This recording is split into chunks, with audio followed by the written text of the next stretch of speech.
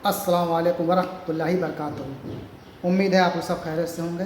मैं भी अल्हम्दुलिल्लाह अल्लाह का लाख लाख शुक्र है सना खैरियत से। आज इंशाल्लाह जिस वीडियो को रिएक्शन देने जा रहे हैं, ध्रुव राठौर चैनल का नाम है। इसका लिंक मैं डिस्क्रिप्शन बॉक्स में दूंगा और इनके चैनल को आप लोग सब्सक्राइब करिएगा। मेरी वीडियो को ये पूरी अंत तक देखिए।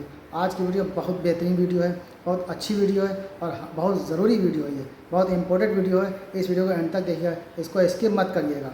और वीडियो अच्छी लगे तो इसको शेयर ज़रूर करिएगा और सपोर्ट करने के लिए मुझे आप लाइक करिएगा और अपनी जो भी राय हो कमेंट बॉक्स में ज़रूर बताइएगा। तो वीडियो स्टार्ट करते हैं। वीडियो थोड़ी लंबी है लेकिन बहुत प्यारी वीडियो है। वीडियो को ज़रूर देखिएगा कि इससे क्या नुकसान हो रहा है, क्या फ़ायदे हो रहे हैं। बहुत ज़रूरी है वीडियो आजकल की। ये वीडियो इतनी इंपॉर्टेंट है, इसीलिए मैंने इसको फ़ौरन क्या बोलते हैं रिएक्शन देना शुरू किया है और आप लोग तक जल्दी इंशाल्लाह पहुँचेगी। तो वीडियो को अंत तक देखते हैं। तो चलिए पहले वीडियो स्टार्ट करते हैं, फिर बात करते हैं। नमस्कार दोस्तों, धूम्रपान और शराब आपकी सेहत के लिए हानिकारक है, ये तो हम सब जानते हैं। इनसे कैंसर जैसी जानलेवा बीमारियां हो सकती हैं, हार्ट अटैक के चांसेस बढ़ सकते हैं। लेकिन आज के इस नए भारत में अगर कोई अपने खाने में स्वाद डालना चाहे तो वो भी आपकी सेहत के लिए हानिकारक हो चुका है। 5 अप्रैल 2024 को हांगकांग के फूड सेफ्टी सेंटर की तरफ से पहली नोटिफिकेशन आई थी। इन्होंने एमडीएच के 3 मसालों का नाम लिया, मद्रास करी पाउडर और सांभर मसाला। इसके अलावा एक एवरेस्ट का प्रोडक्ट फिश करी मसाला। इन सब में इथाइलिन ऑक्साइड की बहुत ज्यादा मात्रा पाई गई। एक ऐसा केमिकल है जिसके सेवन से कैंसर का डायरेक्ट लिंक है और कई देशों में इसका इस्तेमाल करना पूरी तरीके से बैंड है। सिंगापुर देश की फूड एजेंसी ने अलग से टेस्टिंग करी और एवरेस्ट के फिश करी मसाले में यही चीज पाई। 4 मई 2024 जिस दिन मैं ये वीडियो बना रहा हूं, सिंगापुर, हांगकांग और मालदीव्स के देशों ने इन मसालों को अपने देश में बैन कर दिया है। ऑस्ट्रेलिया, न्यूजीलैंड और नेपाल के देशों की फूड एजेंसीज अपनी अलग से टेस्टिंग करा रही हैं और जल्द ही वहां पर भी इन्हें बैन किया जा सकता है। लेकिन कहानी यहां पर खत्म नहीं होती। थोड़ा और गहराई से जांच करी तो पता चला पिछले 4 सालों में यूरोपियन यूनियन की फूड सेफ्टी अथॉरिटीज ने 500 से ज्यादा अधिक इंडियन प्रोडक्ट्स को या तो बैन कर दिया है या रिकॉल कर दिया है। 527 ऐसे प्रोडक्ट्स जिनमें इथाइलिन ऑक्साइड पाया गया। फिर से इनमें सिर्फ मसाले ही नहीं बल्कि हर चीज शामिल है। Nuts, seeds, herbs, spices, cereals, फल, सब्जियां, फ्लेवर्स, आइसक्रीम, थिकनर्स और भी बहुत कुछ। इतना ही नहीं, पिछले 6 महीने में एमडीएच ने जितने मसाले अमेरिका में भेजे, यूएस कस्टम अथॉरिटीज ने उनमें से 31% मसालों को वापस भेज दिया। कहा कि उनमें सैल्मोनेला पाया गया है। ये एक बैक्टीरिया है जिससे फूड पॉइजनिंग होती है। दस्त लगना, फीवर आना, वॉमिटिंग और सीवियर केसेस में आपके नर्वस सिस्टम को भी चोट पहुंचा सकता है। हालत इतनी गंभीर है और ये सारी खबरें हमें सिर्फ इसलिए पता चल पा रही हैं क्योंकि दूसरे देशों की अथॉरिटीज अपना काम कर रही हैं। नहीं तो अपने देश में ना तो टीवी चैनलों में इसे दिखाया जा रहा है और ना ही सरकार की तरफ से कोई चेतावनी आई। अरे चेतावनी देना तो छोड़ो, मोदी सरकार ने पिछले महीने पेस्टिसाइड की लिमिट को 10 गुना बढ़ा दिया। जितना पेस्टिसाइड आपके मसालों में पाया जाना एक्सेप्टेबल है, उसे 10 गुना बढ़ा दिया गया है। 140 करोड़ लोगों की जिंदगियों के साथ यहाँ खेल खेला जा रहा है। यहाँ बात सिर्फ कुछ मसालों की नहीं है, ये खेल इससे कहीं ज्यादा खतरनाक है। आइए समझते हैं इस वीडियो में गहराई से कि ये कौन से केमिकल्स हैं जो पाए जा रहे हैं, क्यों पाए जा रहे हैं, क्या इसके पीछे असली कारण है और आप अपनी सेहत को बचाने के लिए यहाँ पर क्या कर सकते हैं।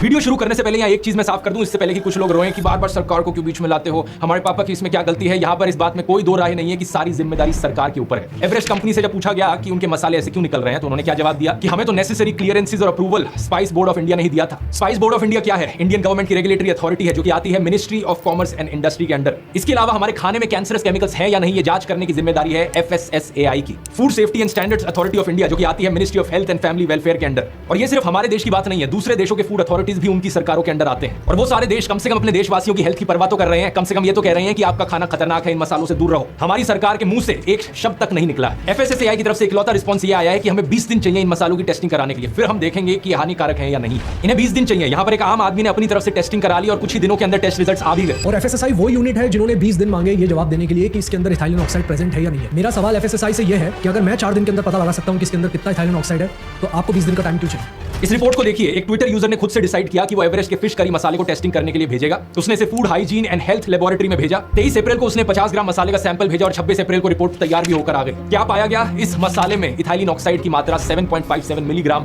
पर किलोग्राम की कॉन्सेंट्रेशन में मौजूद है। इसकी लिमिट है 0.1 मिलीग्राम पर किलोग्राम, यानी कि ये लिमिट से 70 गुना ज्यादा मात्रा में कैंसर कॉजिंग केमिकल मौजूद था। अब कुछ लोग बहाने मारते हैं कि दुनिया भर के देशों की ये साजिश है मोदी सरकार को गिराने की। इलेक्शन के पहले ही ऐसी खबरें क्यों आती हैं? ये खबरें इलेक्शन के पहले नहीं आ रही, ये काफी टाइम पहले से आई जा रही है। टीवी चैनल बस आपको दिखा नहीं रहे। अक्टूबर 2022 और सितंबर 2023 के बीच में अमेरिका ने 15% एमडीएच के प्रोडक्ट्स को रिजेक्ट किया था। 2020 से लेकर आज तक, जैसा मैंने बताया, यूरोपियन यूनियन 527 इंडियन प्रोडक्ट्स को रिजेक्ट कर चुका है या बैन कर चुका है। और अगर उन देशों पर यकीन नहीं होता तो इस रिपोर्ट को ही देख लो। ये तो एक इंडियन नहीं करवाई है, एक इंडियन लेबोरेटरी में ही। इस इशू की सीरियसनेस को समझ गए हो तो आइए अब थोड़ा इस केमिकल इथाइलिन ऑक्साइड के बारे में जानते हैं। इसका शॉर्ट फॉर्म है EO या ETO। ये एक फॉसिल फ्यूल का बाय प्रोडक्ट है जिसके इंडस्ट्रियल यूजेस बहुत सारे हैं, लेकिन जो यूज हमारे केस में रेलेवेंट है वो है स्पाइसेस की फ्यूमिगेशन में। फ्यूमिगेशन शब्द का मतलब होता है डिसइंफेक्ट करना या स्टेरिलाइज करना। जितने हानिकारक कीटाणु जीवाणु और बैक्टीरिया होते हैं खाने में, उन्हें मारना। इथाइलिन ऑक्साइड का एक गैस के फॉर्म में इस्तेमाल किया जाता है। ये गैस किसी भी मटेरियल की पैकेजिंग के थ्रू बड़ी आसानी से फ्लो कर जाती है और काफी आसान और एफिशिएंट तरीके से इसका इस्तेमाल किया जा सकता है डिसइंफेक्ट करने के लिए। ये गैस अपने आप में कलरलेस है तो आपको दिखेगी नहीं, लेकिन फ्लेमेबल जरूर है, यानी कि आग लग सकती है इस पर। इससे ई कोलाई और सैल्मोनेला जैसे हार्मफुल बैक्टीरिया को मारा जा सकता है। साथ ही साथ फंगस के खिलाफ भी इसका इस्तेमाल किया जा सकता है। इंटरेस्टिंग चीज ये है कि फसल उगाते समय इसका इस्तेमाल नहीं किया जाता, बल्कि मसालों की पैकेजिंग करते समय इसका इस्तेमाल किया जाता है। तो अगर मसालों में इथाइलिन ऑक्साइड की बहुत ज्यादा मात्रा पाई जाती है तो उस किसान की गलती नहीं है जो फसल को उगा रहा है, बल्कि उस कंपनी की जिम्मेदारी है जो पोस्ट हार्वेस्ट ट्रीटमेंट के दौरान और पैकेजिंग करने से पहले इथाइलिन ऑक्साइड का इस्तेमाल कर रही है। प्रॉब्लम स्टोरेज के वक्त आ रही है। एक बड़ा सिंपल सा फ्लो चार्ट आप देख सकते हैं स्क्रीन पर, जो अलग अलग प्रोसेसेस बताता है जो इन्वॉल्व है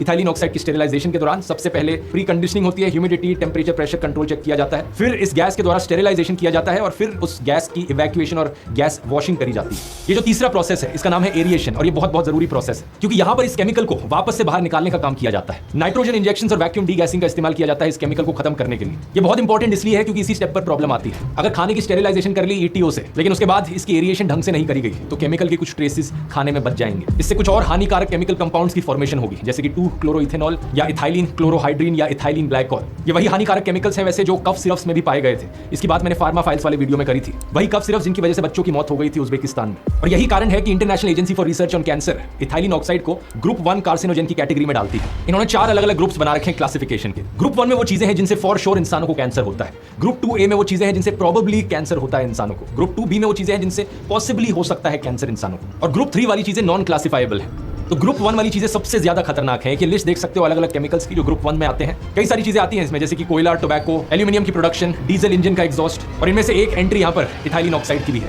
इसके बारे में तो ये तक कहा गया है कि इवन लो लेवल्स पर इथाइलिन ऑक्साइड से लिम्फोइड कैंसर और ब्रेस्ट कैंसर का रिस्क बढ़ जाता है। अगर आप इस गैस को इनहेल करते हो, इससे सेल्युलर मटेरियल में आपके परमानेंट म्यूटेशंस हो सकती हैं, जो कि आपकी आने वाली पीढ़ियों में भी पास ऑन करी जा सकती है। यही कारण है कि यूरोपियन यूनियन की जीरो टॉलरेंस पॉलिसी है इथाइलिन ऑक्साइड को लेकर। ना सिर्फ इन्होंने अपने सारे यूरोपियन देशों में कंप्लीटली बैन कर दिया इथाइलिन ऑक्साइड को, बल्कि ये भी कहा कि इंपोर्टेड चीजों में भी इथाइलिन ऑक्साइड बैन है। इस पॉलिसी में एक थोड़ा सा बदलाव आया था साल 2003 में, जब इन्होंने देखा कि इंपोर्टेड खाने में माइक्रोबियल कंटामिनेशन का रिस्क काफी ज्यादा है। तो इसको मद्देनजर रखते हुए इन्होंने कहा कि ठीक है, इंपोर्टेड खाने में हम बहुत थोड़ी सी मात्रा का इथाइलिन ऑक्साइड अलाउ करेंगे। इन्होंने एक मैक्सिमम रेजिडुअल लिमिट डिफाइन करी 0.2 मिलीग्राम पर किलोग्राम की। मतलब ईटीओ का इतना सा रेजिड्यू रह गया तो चलता है, लेकिन इससे ज्यादा अलाउड नहीं है। लेकिन इस लिमिट को भी 2022 में यूरोपियन कमीशन ने और भी कम कर दिया। इन्होंने कहा 0.2 भी नहीं, 0.1 मिलीग्राम पर किलोग्राम नई लिमिट होगी। तो आज के दिन ईटीओ की इतनी एक्सेप्टेबल लिमिट है यूरोप में, और वो भी सिर्फ इंपोर्ट किए जाने वाली चीजों में। जो चीजें यूरोप के अंदर बन रही हैं उनमें कंप्लीटली बैंड है ईटीओ का इस्तेमाल। पिछले साल अप्रैल 2023 में इन्होंने ईटीओ की क्लासिफिकेशन भी बदल दी। उन्होंने कहा हम इसे फ्यूमिगेंट नहीं बुलाएंगे, हम इसे पेस्टिसाइड रेजिड्यू बुलाएंगे। इस डेफिनेशन को बदलने का मतलब था कि हर एक यूरोपियन देश के लिए ये मैंडेटरी बन गया वो अपने फूड सैंपल्स की टेस्टिंग कराएं ईटीओ को लेकर। सिंगापुर की बात करी जाए, सिंगापुर की जो मैक्सिमम अलाउड लिमिट है इथाइलिन ऑक्साइड की, वो यूरोप से कहीं ज्यादा है, 50 मिलीग्राम पर किलोग्राम। इनके देश में फ्यूमिगेशन के तौर पर ईटीओ का इस्तेमाल करना अलाउड है, लेकिन जो लिमिट है इनकी 500 गुना ज्यादा है ये यूरोप की लिमिट से।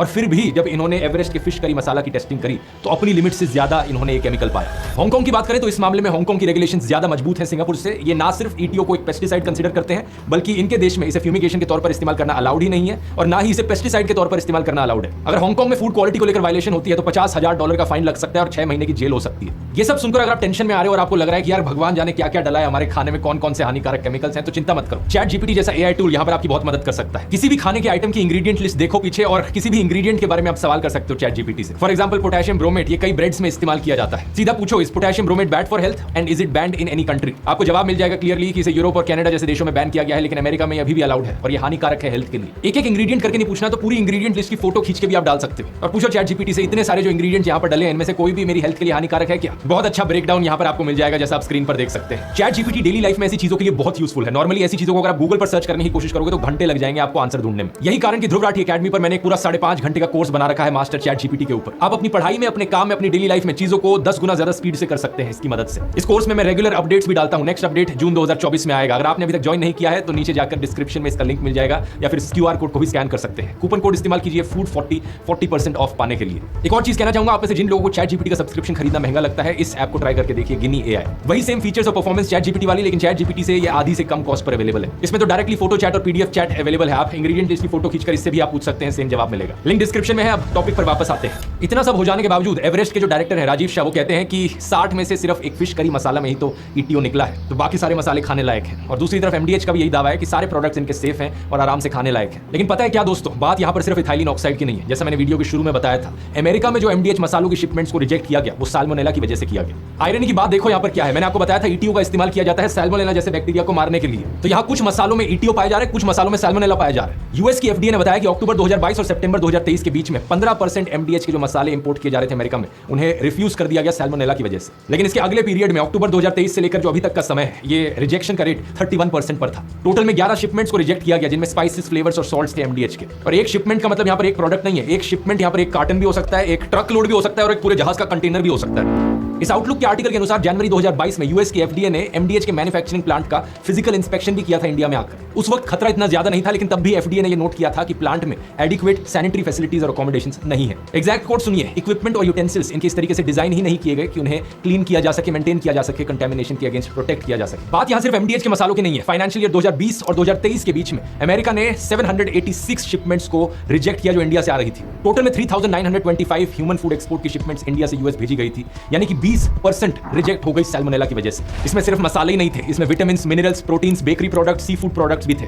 हेडलाइन पढ़ो इस आर्टिकल की क्या है, इंडिया से जो आने वाला सामान है उसका रिजेक्ट होने का चांस 7 गुना ज्यादा है चाइना से आने वाले सामान के कंपैरिजन में। हमारे देश के स्टैंडर्ड्स को इतना गिरा दिया गया है। और बात यहां सिर्फ इथाइलिन ऑक्साइड और साल्मोनेला तक सीमित नहीं रहती। पिछले साल की इस खबर को भी देखो। 14 नवंबर 2023 यूरोपियन कमीशन ने अलार्म साउंड किया इंडिया से आने वाले टर्मरिक को लेकर, जहां पर एक खतरनाक जानलेवा पेस्टिसाइड क्लोरपाइरिफॉस पाया गया। ये पेस्टिसाइड कई देशों में बैंड है क्योंकि इससे बच्चों की ब्रेन ग्रोथ पर फर्क पड़ता है। इसलिए मैं कह रहा हूं कि ये प्रॉब्लम कुछ मसालों से कहीं ज्यादा बढ़कर है और ये चीजें पिछले कई सालों से देखी जा रही हैं। यूरोप में चेतावनी की घंटी साल 2020 में बेल्जियम के द्वारा बजाई गई थी, जब भारतीय सेसेमी सीड्स यानी तिल में इथाइलिन ऑक्साइड पाया गया था। तब से लेकर आज तक ये इतनी सारी चीजों में पाया जा चुका है। Cereals, chocolates, biscuits, bread, cracker, spices और तो और खेतों में जो जानवरों को खाना खिलाया जाता है उसमें भी ये पाया गया। इस बेल्जियम वाले इंसिडेंट के बाद ही था कि यूरोपियन फूड सेफ्टी एजेंसी ने इंडियन इंपोर्टेड खाने को सीरियसली लेना शुरू किया। इनका एक इंफॉर्मेशन नेटवर्क है, European rapid alert system for food and feed, जिसका शॉर्ट फॉर्म है RASFF। इनका जो डेटा होता है ये पब्लिकली अवेलेबल है, तो आप खुद भी जाकर चेक कर सकते हो इनकी वेबसाइट पर। मार्च 2019 और मार्च 2024 के बीच में इंडियन इंपोर्टेड चीजों को लेकर 985 RASFF की नोटिफिकेशंस आई हैं, जिन्हें सीरियस कैटेगरी में डाला गया है।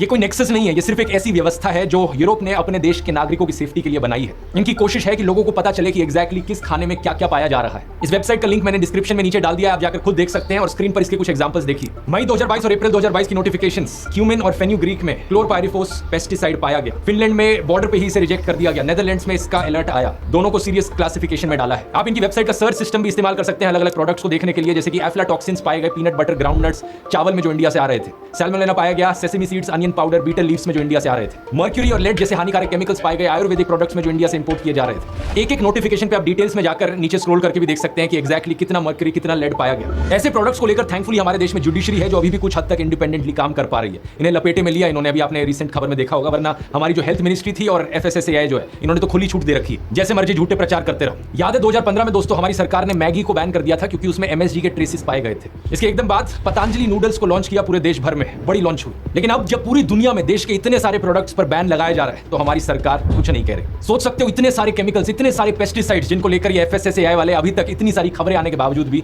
कोई चेतावनी नहीं दे रहे। देश में हालत सही में बहुत खराब है और बहुत गंभीर है। एक स्टडी करी गई थी पेस्टिसाइड्स एक्शन नेटवर्क इंडिया के द्वारा। इन्होंने पाया कि 275 पेस्टिसाइड्स जो इंडिया में इस्तेमाल किए जाते हैं उनमें से 255 टॉक्सिक पॉइजन्स हैं और 56 कार्सिनोजेनिक है। ये 2017 में स्टडी करी गई थी। आज के दिन 292 पेस्टिसाइड्स इस्तेमाल किए जा रहे हैं। देश में बच्चे स्पेशली सबसे ज्यादा वल्नरेबल हैं क्योंकि बच्चों की ब्रेन ग्रोथ और डेवलपमेंट पर इसका असर पड़ता है। अब कुछ लोग सोचेंगे कि ऑर्गेनिक खाना यहाँ पर एक सोल्यूशन हो सकता है, जो कि मेरी राय में डेफिनेटली बेटर ऑप्शन है। लेकिन ऑर्गेनिक खाने में भी दो प्रॉब्लम्स आती हैं। पहला तो ये कि कितने लोग उस टाइप के खाने को अफोर्ड कर सकते हैं, और दूसरी प्रॉब्लम इंडिया का जो ऑर्गेनिक खाना है वो भी एक रिस्क बताया जा रहा है अमेरिका और यूरोप के द्वारा। 11 जनवरी 2021 अमेरिका के डिपार्टमेंट ऑफ एग्रीकल्चर ने इंडिया की agriculture and processed food products export development authority के साथ अपनी एग्रीमेंट खत्म कर दी। इस एग्रीमेंट के तहत इंडिया के बिजनेसेस इंडिया में बनने वाले ऑर्गेनिक खाने को USDA का ऑर्गेनिक सर्टिफिकेशन दे सकते थे। लेकिन अमेरिका इस एग्रीमेंट से पीछे हट गया ये कहकर कि इंडिया का जो ऑर्गेनिक कंट्रोल सिस्टम है वो इनसफिशिएंट है, वो हमारे स्टैंडर्ड्स मीट नहीं कर रहा, और इसलिए हमारा लेबल ऑर्गेनिक का वो लोग इस्तेमाल करें, हमारे लेबल की जो रेपुटेशन है वो नीचे गिर जाएगी।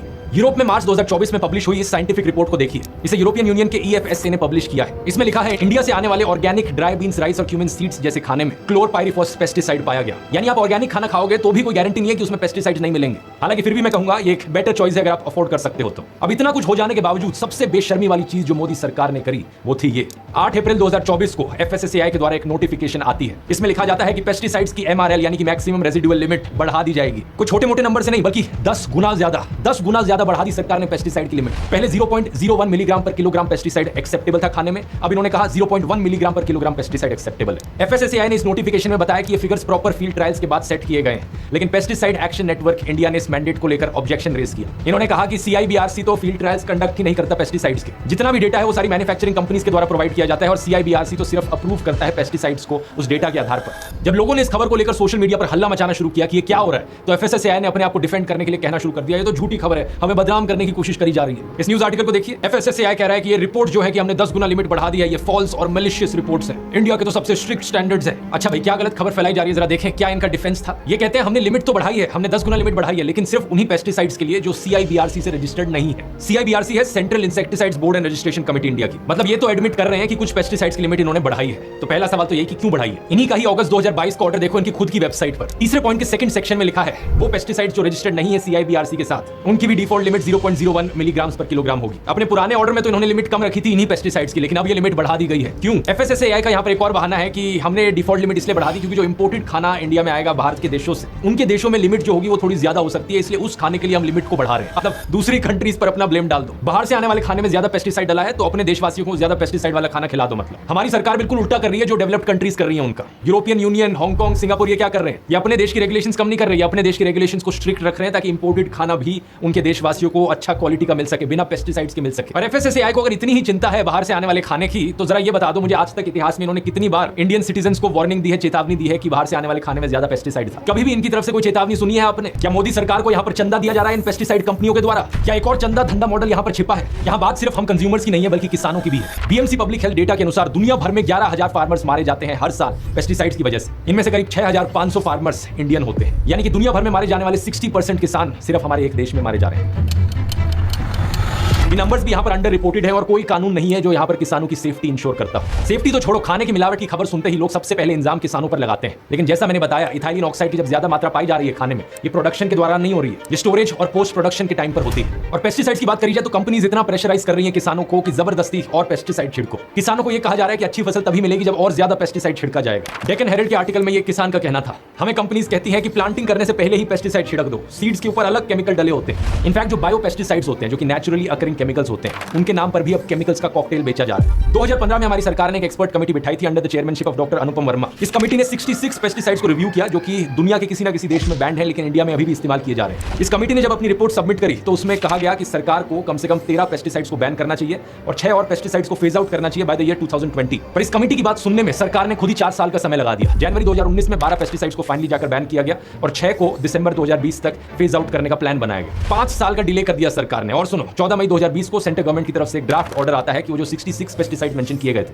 उनमें से 27 को बैन कर देना चाहिए। लेकिन इस बैन को लेकर union ministry of chemicals and fertilisers oppose करती है और सरकार एक यू टर्न ले लेती है। फरवरी 2023, 3 साल बाद एक और नोटिफिकेशन जारी करी जाती है सरकार के द्वारा। इस बार कहा जाता है कि उन 27 में से सिर्फ 3 ही पेस्टिसाइड्स को बैन किया जाएगा। ध्यान दो, यहाँ पर 27 में से 24 पेस्टिसाइड्स काफी सारे देशों में पूरी तरीके से बैन है, लेकिन हमारी मोदी सरकार को लगता है कि सिर्फ 3 ही बैन करने का डिसीजन लेना काफी है। क्या कारण है कि हमारी सरकार FMCG कंपनीज और पेस्टिसाइड कंपनीज को इस तरीके से फ्री हैंड देती है? इवन जो विदेश की कंपनीज इंडिया में आती हैं उन्हें भी इस तरीके से स्टैंडर्ड्स को एक्सप्लॉइट करने दिया जाता है। फूड फार्मर की वीडियो जरूर आपने देखे होंगे, कितनी ही कंपनीज के कितने ही प्रोडक्ट्स को उसने कटघरे में रखा है। Nestle, KitKat, Cerelac, Lays, Pringles, Skittles, M&M's, Cadbury, Bournvita. हाल ही में इंडिगो एयरलाइंस के खाने को भी एक्सपोज किया, कैसे उनके सो कॉल्ड हेल्दी खाने में भी उपमा, पोहा, दाल चावल में ज्यादा सोडियम की मात्रा होती है मैगी से। लेकिन ये सारी कंपनीज क्या जवाब देती हैं कि हम जो कर रहे हैं वो कानून के दायरे में रहकर कर रहे हैं। जो गाइडलाइंस सरकार ने बनाई है, FSSAI ने जो गाइडलाइंस बनाई है, हम तो उसे फुलफिल कर रहे हैं। तो चाहे दोस्तों यहाँ पर इंडियन फूड कंपनीज हो, MNCs हो, केमिकल्स हो, पेस्टिसाइड्स हो, कोल्ड ड्रिंक बेचने वाली कंपनीज हो, नेचुरल आयुर्वेदा के स्कैम्स हो, सरकार के कंट्रोल में कुछ नहीं रहा। ये बिक गई है गवर्नमेंट, अब गवर्नमेंट में कुछ नहीं है। प्रधानमंत्री मोदी वहां अपने भाषणों में बिजी है मंगलसूत्र, मटन और मुसलमानों के नाम पर लोगों को डराने में, और यहाँ लोगों को जहरीला खाना खिलाया जा रहा है। सही मायने में इसका जो सोल्यूशन है वो सरकार की तरफ से ही आ सकता है, अगर सरकार अपने रेगुलेशंस को स्ट्रिक्ट बनाए। अगर सरकार का चंदा धंधा मॉडल खत्म किया जाए तो एज एन इंडिविजुअल हम अपनी तरफ से कोशिश कर सकते हैं कि ऑर्गेनिक खाना खरीदें। अगर आप किसी किसान को जानते हैं तो डायरेक्टली उनसे खरीदिए ताकि क्वालिटी का आपको पता चल पाए। और इथाइलिन ऑक्साइड को लेकर क्योंकि स्टोरेज में प्रॉब्लम आ रही थी, तो जितना फ्रेश खाना हो सके उसे खरीदिए। अगर आपको किसी खाने की क्वालिटी को लेकर डाउट होता है तो आप अपनी तरफ से भी फूड आइटम्स को भेज सकते हैं क्वालिटी टेस्ट कराने के लिए अलग अलग लेबोरेटरीज में। जैसा कि मैंने शुरू में वीडियो के एग्जांपल बताया था कि एक ट्विटर यूजर ने खुद से अपने एक सैंपल को भेजा इथाइलिन ऑक्साइड की टेस्टिंग करवाने के लिए। और ओवरऑल जितना ज्यादा हम ऑर्गेनिक खाने को प्रमोट कर सकें उतना बेहतर है। लेकिन इस भयानक प्रॉब्लम का सही मायनों में सोल्यूशन सरकार की तरफ से ही आ सकता है। और क्या वो इस मौजूदा मोदी सरकार की तरफ से आएगा? मुझे तो मुश्किल लगता है, क्योंकि ये सरकार चंदा धंधा के मॉडल में बिजी है। इस चंदा धंधा मॉडल ने ना सिर्फ हमारे खाने को जहरीला बना दिया है बल्कि हमारी दवाइयों को भी जहरीला बना दिया है। इसकी बात मैंने करी थी इस फार्मा फाइल्स वाले वीडियो में, यहां क्लिक करके देख सकते हैं और जानने के लिए बहुत बहुत धन्यवाद।